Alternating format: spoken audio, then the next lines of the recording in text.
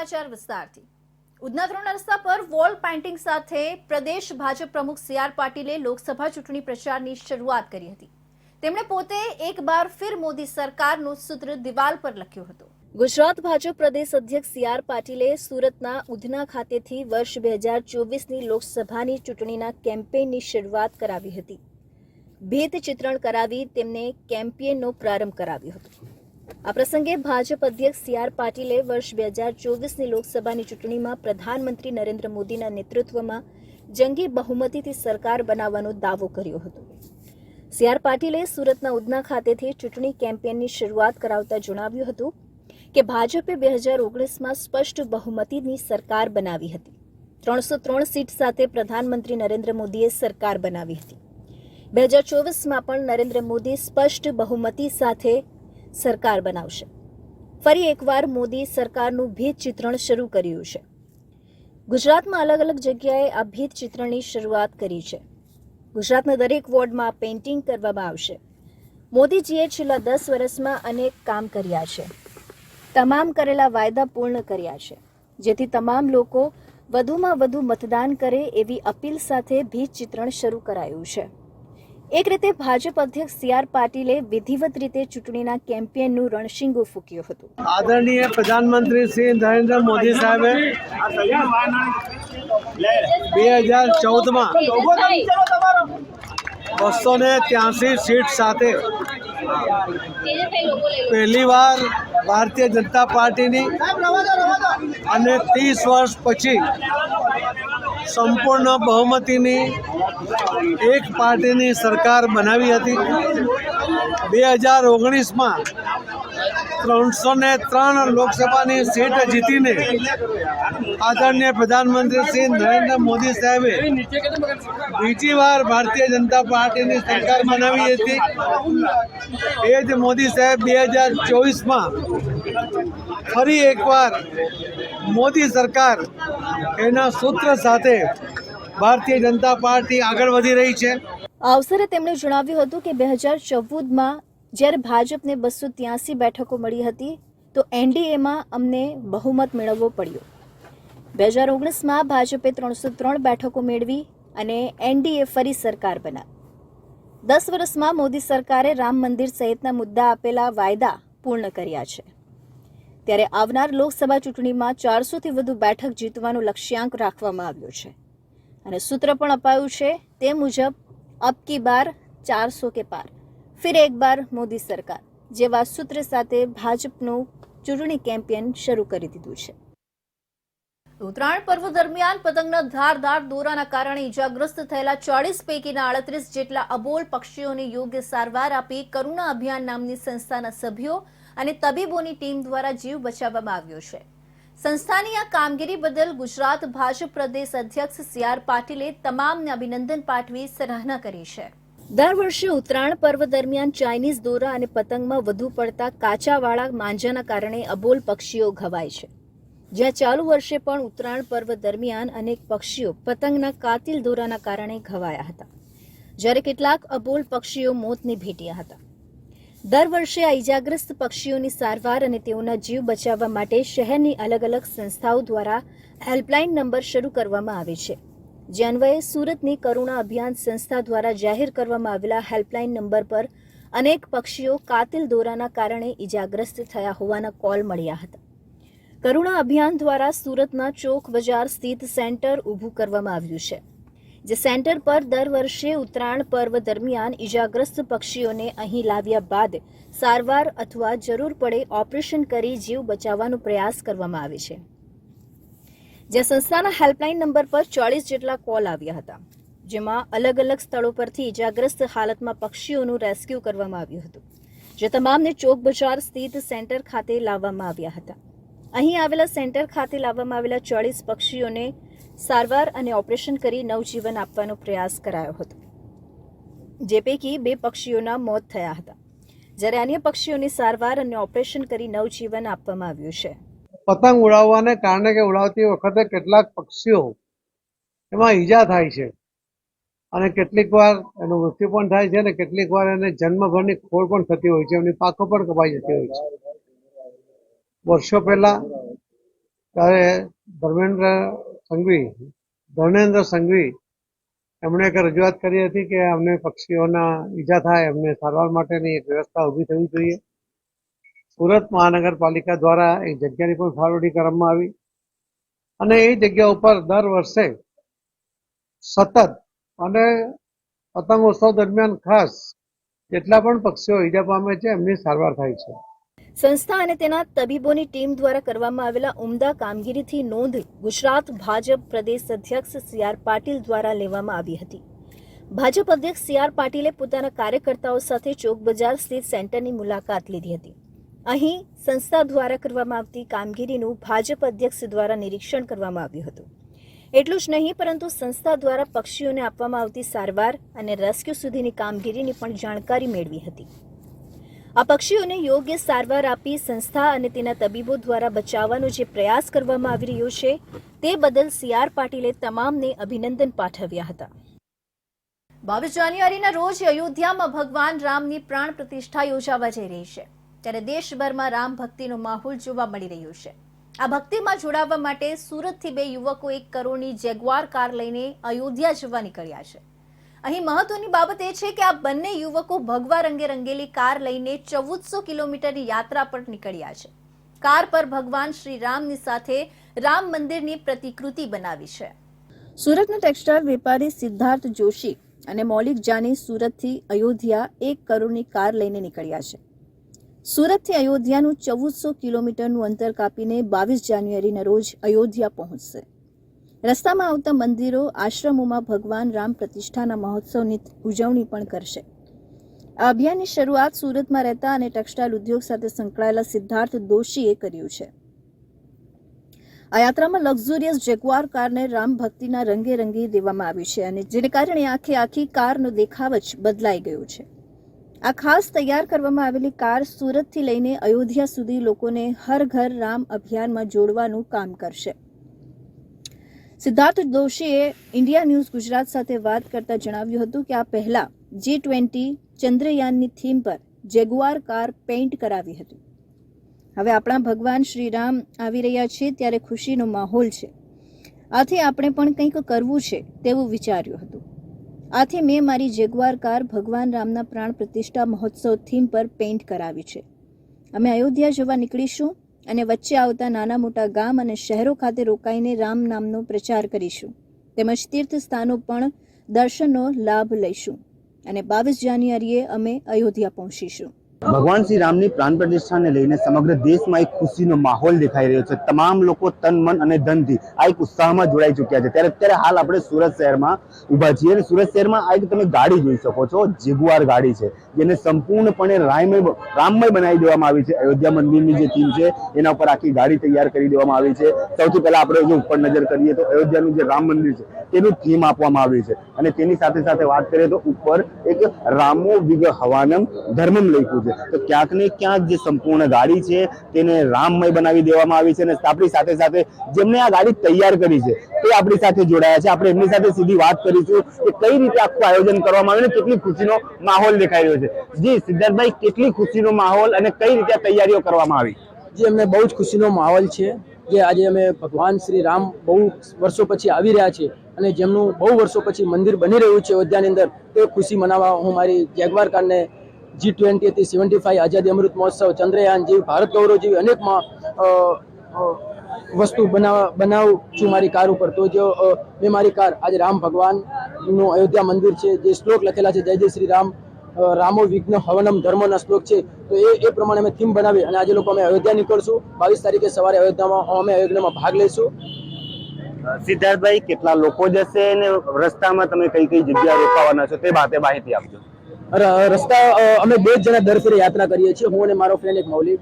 અને આ કાર બનાવતા અમને 3 દિવસ થયા હતા, 3 થી 4 દિવસ થયા હતા, બરોબર. અને અમે કાર એવી રીતે બનાવી છે કંઈક ને નવું બનાવવાનું, કંઈક દેશની અંદર આવે તો આપણે કંઈક બનાવ્યું તો લોકોની અંદર જાગૃતતા થાય. તો આ ભગવાન રામ આવી રહ્યા છે તો અમને ખુશીનો માહોલ છે કે આટલી મેં મારી કાર જેગવાર છે અને મેં બનાવું છું થીમ પર, એ મને ખુશીનો માહોલ છે અને દેશની અંદર બહુ જ ખુશી મનાઈ રહી છે. ચોક્કસપણે આપણી સાથે સિદ્ધાર્થભાઈ જોડાયા હતા અને તેને તમામ માહિતી આપી હતી કઈ રીતે તેઓ અહીં ભગવાન રામશ્રીની જે ગાડી છે અહીંથી રામભાઈ બનાવીને અહીંથી સીધા તેઓ અયોધ્યા જશે અને વચ્ચે મધ્યમાં જેટલા પણ દેવાલયો આવશે તમામ વસ્તુઓમાં તેઓ દર્શન કરતા જશે અને ભગવાન શ્રી રામજીની જે પ્રાણ પ્રતિષ્ઠા થવા જઈ રહી છે તેમાં જ્યારે તમામ લોકો તન મન અને ધનથી જોડાયા છે તો બીજી તરફ સિદ્ધાર્થભાઈ પણ સુરતથી અયોધ્યા જઈ રહ્યા છે. કેમેરા પર્સન રવિ વેંડે સાથે હું અમિત રાજપૂત, ઇન્ડિયા ન્યૂઝ, ગુજરાત, સુરત. સુરતમાં અયોધ્યા રામ મંદિરની પ્રાણ પ્રતિષ્ઠા મહોત્સવને લઈ સમગ્ર દેશમાં જેમ ભારે ઉત્સાહ જોવા મળી રહ્યો છે ત્યારે આ સોનેરા અવસર પર સુરત સ્થિત વીર નર્મદ દક્ષિણ ગુજરાત યુનિવર્સિટીમાં રામોત્સવનું આયોજન કરવામાં આવ્યું હતું, જેના ભાગરૂપે યુનિવર્સિટીના ફાઇન આર્ટ્સ ડિપાર્ટમેન્ટ દ્વારા કાપડ અને વણાટ કાર્યથી સુંદર ટ્રે પેસ્ટ્રી તૈયાર કરાઈ હતી. સુરતના વીર નર્મદ યુનિવર્સિટીના ફાઇન આર્ટ્સ વિભાગ દ્વારા રામોત્સવની ઉજવણીના ભાગરૂપે એક અનોખી ભેટ તૈયાર કરવામાં આવી છે. ચિત્રો જોઈને લાગશે કે આ કોઈ પોસ્ટર કે પેઇન્ટિંગ હશે, પણ આ આખી કલાકૃતિ કાપડમાંથી તૈયાર કરવામાં આવી હતી. માંજર પાટ પર વિવિધ રંગના કાપડને પેસ્ટ કરીને ખૂબ જ સુંદર આયોજન દ્વારા ભગવાન શ્રી રામ, માતા સીતા, લક્ષ્મણ તેમજ હનુમાન ભગવાનની આ છબી તૈયાર કરવામાં આવી છે. આ સંપૂર્ણ ટ્રેપેસ્ટ્રી તૈયાર કરવામાં cotton, satin, mix silk, velvet કાપડનો ઉપયોગ કરવામાં આવ્યો હતો. ચિત્રોમાં જે ઘરેણાં દેખાય છે એ પણ સંપૂર્ણપણે કાપડમાંથી જ તૈયાર કરવામાં આવ્યા છે. અને મહત્વપૂર્ણ આ વાત એ છે કે ભારતમાં પહેલીવાર વીર નર્મદ દક્ષિણ ગુજરાત યુનિવર્સિટી દ્વારા આ યુનિક આર્ટ તૈયાર કરવામાં આવ્યું છે. 22 બાય 24 ફૂટમાં તૈયાર કરાયેલી આ વિશાળ અને સુંદર ટ્રેપેસ્ટ્રી બનાવવા 40 વિદ્યાર્થીઓએ 15 દિવસ મહેનત કરી હતી. રોજ 8 કલાક સુધી મહેનત કરનારા વિદ્યાર્થીઓ પણ ટ્રેપેસ્ટ્રી બન્યા બાદ ખૂબ ગર્વની લાગણી અનુભવી રહ્યા છે.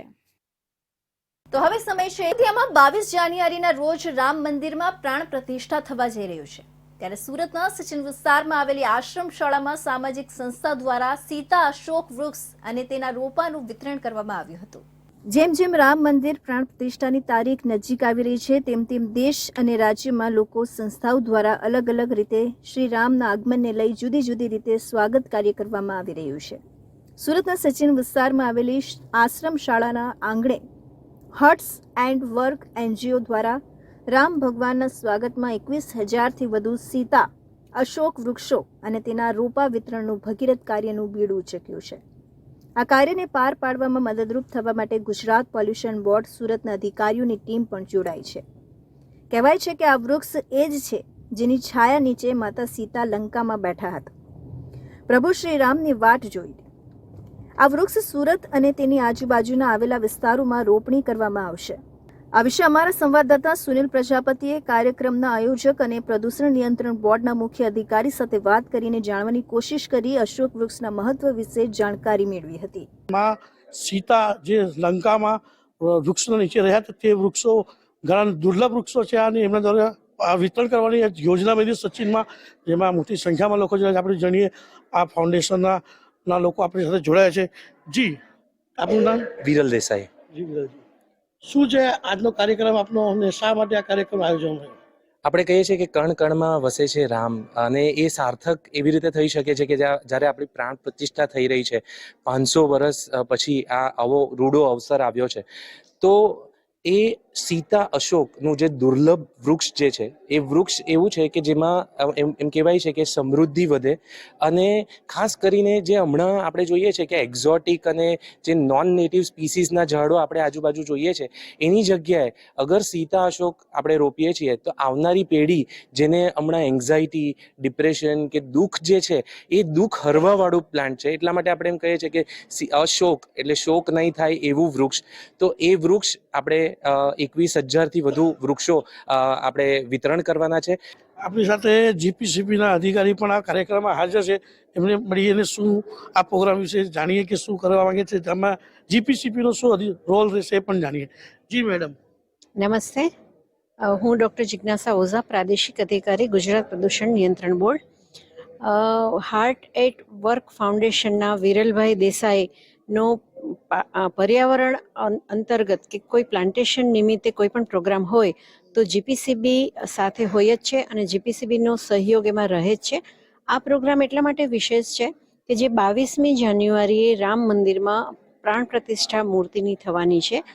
તો એ અંતર્ગત વિરલભાઈએ આ એક બીડું ઝડપ્યું છે કે જે સીતા અશોકના વૃક્ષો છે એ વૃક્ષોનું વિતરણ કરી અને સુરતમાં બને તેટલી વધારે જગ્યાએ એક અશોક વનનું નિર્માણ થાય. હવે પર્યાવરણવિદ તરીકે હું આ મુહિમને એટલા માટે ટેકો આપું છું કે આ જે અશોક વૃક્ષ છે એ અશોક વૃક્ષ ઓક્સિજન મહત્તમ આપે છે પર્યાવરણમાં, સાથે સાથે પર્યાવરણની અંદરના જે ઝેરી વાયુઓ છે એને શોષી લે છે. તો આપણા સુરતનું પર્યાવરણ વધારે શુદ્ધ થશે એમાં બે મત નથી. તમે જોઈ શકો છો અહીં જે અશોક વૃક્ષ છે તેનું વિતરણ સાથે સાથે તેને ઉછેરવાનું કામ શરૂ કર્યું છે આ એનજીઓ દ્વારા, અને હજારોની સંખ્યા આ વૃક્ષ સુરત શહેર અને આજુબાજુ વિસ્તારમાં લાગશે. હું સુનિલ પ્રજાપતિ, ઇન્ડિયા ન્યૂઝ, સુરત. વલસાડના સરીગામ પંચાયત દ્વારા આગામી 22 તારીખે ચિકન, મટન, મચ્છીની દુકાનો બંધ રાખવા નોટિસ ફટકારી દેવામાં આવી છે. રામ જન્મભૂમિ અયોધ્યામાં રામ મંદિરની પ્રાણ પ્રતિષ્ઠાના પવિત્ર દિવસે હિન્દુ ધર્મની લાગણી ન દુભાય એ માટે એક દિવસ બંધ રાખવા ફરમાન કરાયું છે. આ અંગે મુસ્લિમ સમાજના આગેવાનો સાથે પંચાયતે અગત્યની બેઠક લઈ ચર્ચા કરતા મુસ્લિમ સમુદાયે પણ સંમતિ દર્શાવી કાર્યક્રમમાં સહભાગી બની મીટની દુકાનો સ્વયંભૂ બંધ રાખવા સહમત થયા છે. શ્રી રામ જન્મભૂમિ અયોધ્યા ખાતે પ્રભુ શ્રી રામના ભવ્ય મંદિર નિર્માણ કાર્ય બાદ તારીખ 22 જાન્યુઆરી સોમવારના રોજ પ્રાણ પ્રતિષ્ઠા મહોત્સવ યોજાવા જઈ રહ્યું છે. ત્યારે તે નિમિત્તે હિન્દુ ધર્મના લોકોની લાગણી ન દુભાય એ માટે મચ્છી, મીટ અને ચિકનના વેચાણ કરતા દુકાનો તારીખ 22ના રોજ એક દિવસ માટે બંધ રાખવામાં આવે તેવી નોટિસ સરીગામ ગ્રામ પંચાયતના અધ્યક્ષ સ્થાનેથી સરીગામ પંચાયત ખાતે એક બેઠકનું આયોજન કરી માંસ વેચનાર સાથે ઉપરોક્ત નિર્ણય અંગે મહત્વની ચર્ચા કરવામાં આવી હતી, જ્યાં સર્વ માંસ વિક્રેતાઓને પણ ઉપરોક્ત કાર્યક્રમ અંગે સર્વસંમતિ દર્શાવી હતી. તે માટે સરપંચના અધ્યક્ષતા હેઠળ એક નોટિસ જાહેર કરી ઉપરોક્ત તમામ મુદ્દાઓનો ઉલ્લેખ કરી વિસ્તારમાં તમામ પ્રકારના માંસ વિક્રેતાઓની દુકાને જાહેર નોટિસ ફાળવવામાં આવી છે.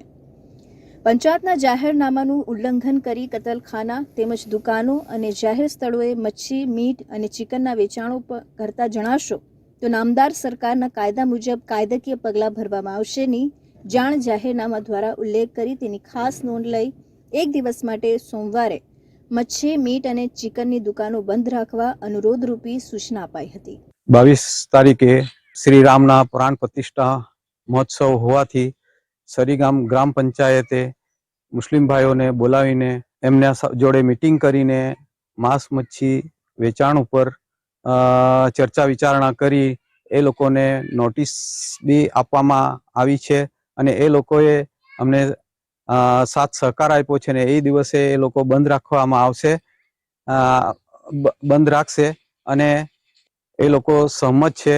એક દિવસ માટે એ લોકો બધા બંધ રાખશે તેવી બાહેધરી આપી છે. જય શ્રી રામ. હિન્દુ ધર્મના પવિત્ર દિવસે માનો કે 22/1/2024ના રોજ ભવ્ય રામ મંદિરનો જે ઉદ્ઘાટન છે તો એના માટે આજે સરીગામ ગ્રામ પંચાયતમાં સરપંચશ્રીના અધ્યક્ષતામાં આજે મિટિંગ યોજાઈ હતી. એમાં નોનવેજવાળા બધા જ દુકાનવાળા ભેગા થઈને એ ફાઇનલ કરેલું છે કે 22/1/2024ના રોજે જે ઉદ્ઘાટન છે મંદિરનું તો એ દિવસે અમે સમગ્ર નોનવેજની દુકાનો બંધ રાખીશું અને જો કોમી એકતાનું જો મેસેજ છે તે અમે પણ આપીશું. એમ સમગ્ર બહાર સહિત વિશ્વમાં વસતા હિન્દુ સમુદાયના લોકો જેની આતુરતાથી રાહ જોતા હતા તે દિવસ જ્યારે નજીક આવી રહ્યો છે ત્યારે હવે આ પ્રકારની લાગણી દુભાવવાના કારણોસર કોઈ ગંભીર બનાવ ન બને તેવા હેતુ સાથે સૌ કોઈએ મળીને ઉપરોક્ત નિર્ણયને સહર્ષ સ્વીકારી એક દિવસ માટે માંસ, મચ્છીનું વેચાણ બંધ રાખવા સહમતિ આપી છે. માંડવી તાલુકા અરેઠ ગામે ગૌચરની જમીનમાં ગેરકાયદે ચાલતી સ્ટોન ક્વોરી બંધ કરવા ગ્રામજનોએ માંગ કરી હતી.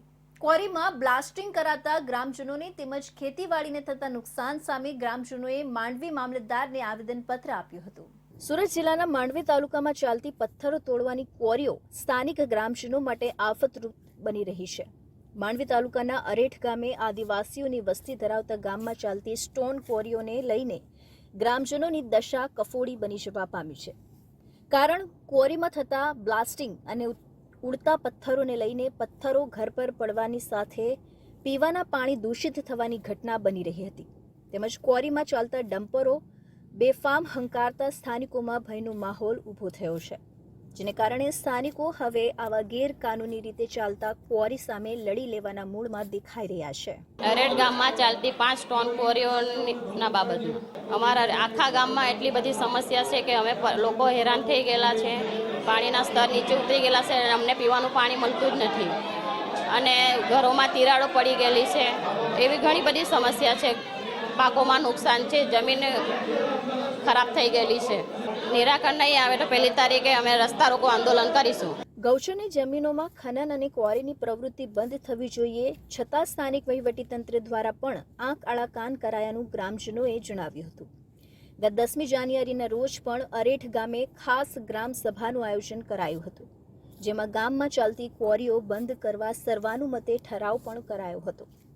છતાં તંત્ર દ્વારા નક્કર કામગીરી નહીં કરાતા ગ્રામજનો રસ્તા પર આવ્યા હતા, જેથી અંતિમ અલ્ટિમેટમના ભાગરૂપે અરેઠ ગામના ગ્રામજનોએ મોટી સંખ્યામાં ભેગા થઈને ક્વોરી તાત્કાલિક ધોરણે બંધ કરવા આવેદનપત્ર આપ્યું હતું. આજરોજ અરેઠ ગ્રામ પંચાયતના લોકો દ્વારા ગામમાં જે ક્વોરી ચાલે છે એમાં જે બ્લાસ્ટ કરે છે એનાથી અમને જે આંચકા અનુભવાય છે એ બાબતે એ લોકોએ આજરોજ આવેદનપત્ર આપેલું છે અને એમાં જરૂરી કાર્યવાહી કરવા માટે જણાવેલ છે, જેથી આમનું આવેદનપત્ર અમે જરૂરી કાર્યવાહી માટે વડી કચેરીમાં સાદર કરી આપીશું. એ ખાણ ખનીજ ખાતાનો જે વિભાગ છે એનો સર્વે કરતું હોય છે. સ્થાનિક ગ્રામજનોએ માંડવી મામલતદાર તેમજ ડીવાયએસપીને પણ આવેદનપત્ર આપ્યું હતું અને ક્વોરી બંધ નહીં થાય તો તંત્ર સામે ઉગ્ર આંદોલન શરૂ કરવાનું પણ એલાન કર્યું હતું. અને તેમ છતાં પણ વહીવટીતંત્ર દ્વારા નક્કર કામગીરી નહીં કરાય તો કચેરીઓના ઘેરાવ કરવા સુધીની ચીમકી પણ આપી છે. ત્યારે હવે આ મામલે સ્થાનિક વહીવટીતંત્ર કેવી કામગીરી કરશે તે જોવું રહ્યું.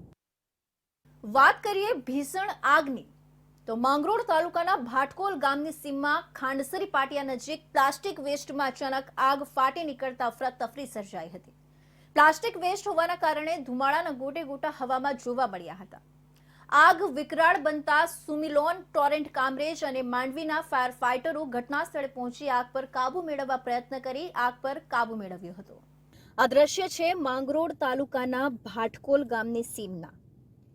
કેમ માંડવી સ્ટેટ હાઈવેને અડીને આવેલા ખુલ્લા પ્લોટમાં પ્લાસ્ટિક વેસ્ટના ઢગલા કરવામાં આવ્યા હતા.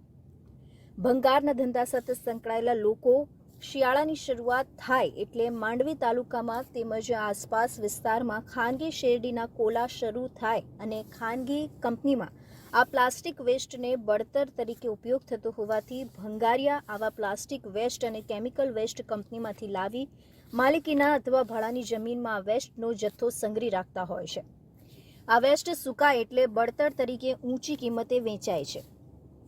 ભંગારિયાના કાયદાની એસી તેસી કરી કોઈપણ જાતની મંજૂરી લીધા વગર, ફાયર સેફટી વગર આ ધંધો કરતા હોય છે.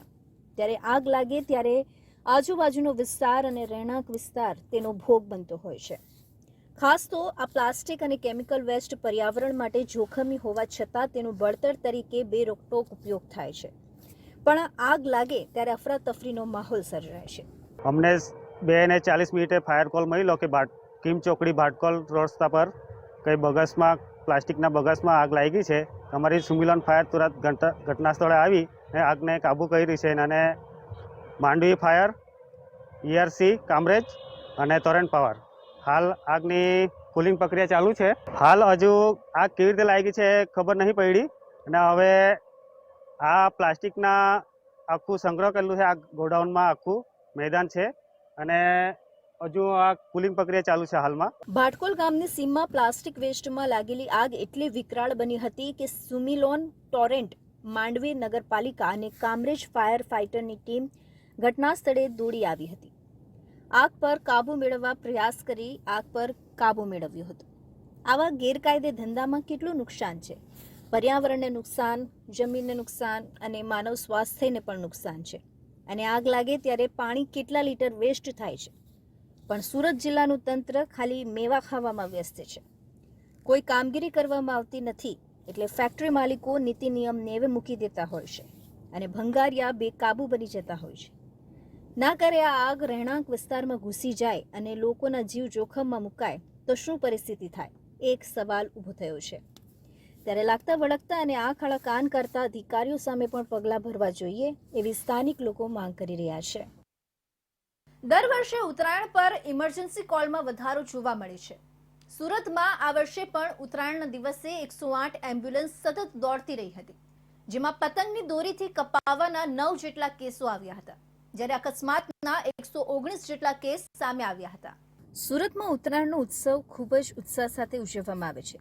સાથે આ ઉત્સવ દરમિયાન અનન્ય પડકારો અને કટોકટીની પરિસ્થિતિઓ પણ ઉદ્ભવે છે. ખાસ કરીને માર્ગ અકસ્માતો, ટ્રોમા, નોન વેસ્ક્યુલર જેવા કે પડી જવાથી, શારીરિક હુમલાઓ અને માનવ તેમજ પક્ષીઓમાં દોરીથી કપાઈ જવાની ઘટનાઓ સાથે સંબંધિત છે. ગતરોજ ઉત્તરાયણના દિવસે આ કેસોમાં વધારો જોવા મળ્યો છે. સુરતમાં ગતરોજ ઉત્તરાયણના દિવસે 108 એમ્બ્યુલન્સ સતત દોડતી રહી હતી. 108 પાસેથી મળતી માહિતી પ્રમાણે રોડ અકસ્માતમાં વધારો જોવા મળ્યો છે. સૌથી વધુ રોડ અકસ્માતના કેસ સામે આવ્યા હતા. જે 2023ની ઉત્તરાયણે 42 અકસ્માત હતા, તે ગતરોજ 119 સુધી પહોંચી ગયા હતા. મારામારી, હુમલો, કોઈને ઈજા પહોંચાડવી જેવા 26 કેસ નોંધાયા હતા. સુરતમાં ઉત્તરાયણના દિવસે પતંગ ચગાવતા સમયે પડી જવાના કેસ પણ નોંધાયા હતા. 54 જેટલા લોકો પડી જવાથી ઈજાગ્રસ્ત થતા તેમને 108માં સારવાર અર્થે ખસેડવામાં આવ્યા હતા, જ્યારે પતંગની દોરીથી કપાવાના 9 જેટલા કેસ સામે આવ્યા હતા, જેમને ગંભીર હાલતમાં હોસ્પિટલ પહોંચાડી 108એ જીવ બચાવવામાં મદદરૂપ થઈ હતી. આમ સંક્રાંતિ ઉત્સવ ક્યાંક ખુશી તો ક્યાંક ગમમાં ફેરવાયો હતો. સતત અકસ્માતો અને ઘાયલ થયેલા લોકો માટે 108 દેવદૂત બનીને લોકોના જીવ બચાવવા માટે દોડતી રહી હતી અને ગત વર્ષની સરખામણીમાં વધુ અકસ્માતોના કિસ્સા આ વર્ષે બનવા પામ્યા હતા. તો આ હતા સુરત બુલેટિનના મહત્વના સમાચાર. ફરી મળીશું અન્ય નવા સમાચારો સાથે. ત્યાં સુધી જોતા રહો ઇન્ડિયા ન્યૂઝ ગુજરાત.